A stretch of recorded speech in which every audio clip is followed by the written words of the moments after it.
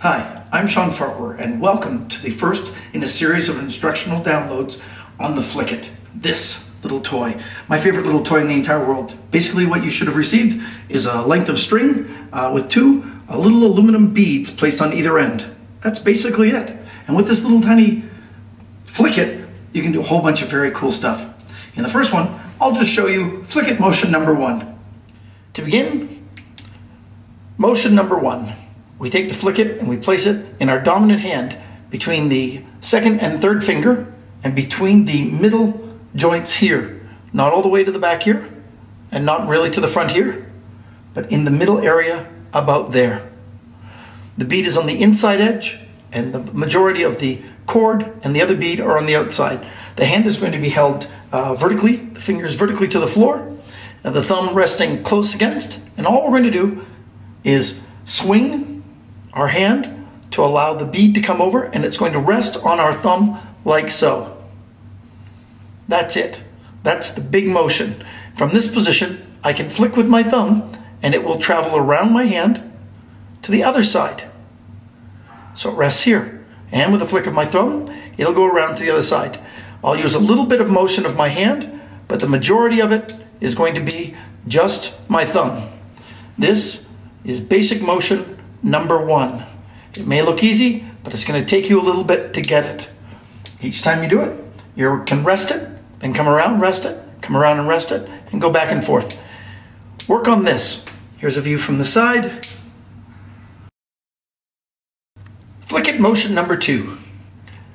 The bead remains exactly in the same position with the cord and the hand held exactly the same.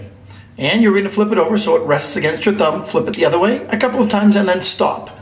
When you're here, so that it's hanging over your thumb, you're going to close your hand so that the ring finger and the thumb flesh here are pinching the bead. Come in nice and close so you get a look at that.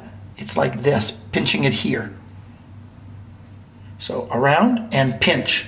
As you pinch it, you're going to put out pressure with these two fingers, your index and middle finger. You're going to push pressure while holding the bead between the ring finger and the thumb. And as you push out this bead, the other bead, the one that's been permanently affixed up to this point, is going to fly out and go around. And you'll be back in the first position. So, 1, around, pinch, flick, and around.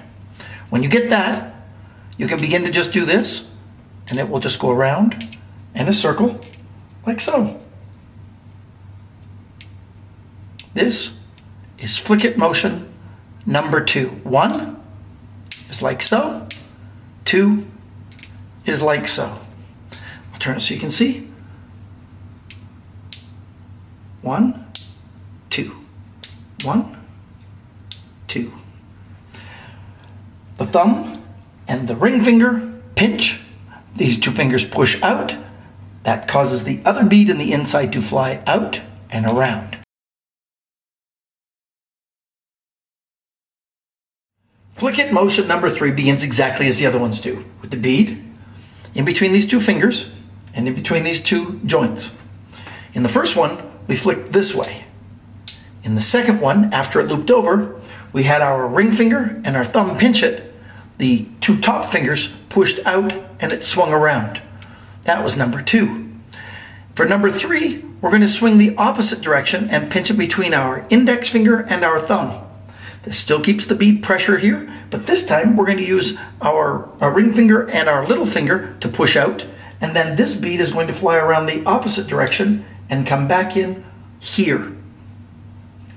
So from here, around, pinch, and now in this position, I'm going to push out with these two fingers. It's going to fly around and click into here. In this position, I can then press out a little bit and make it fly around.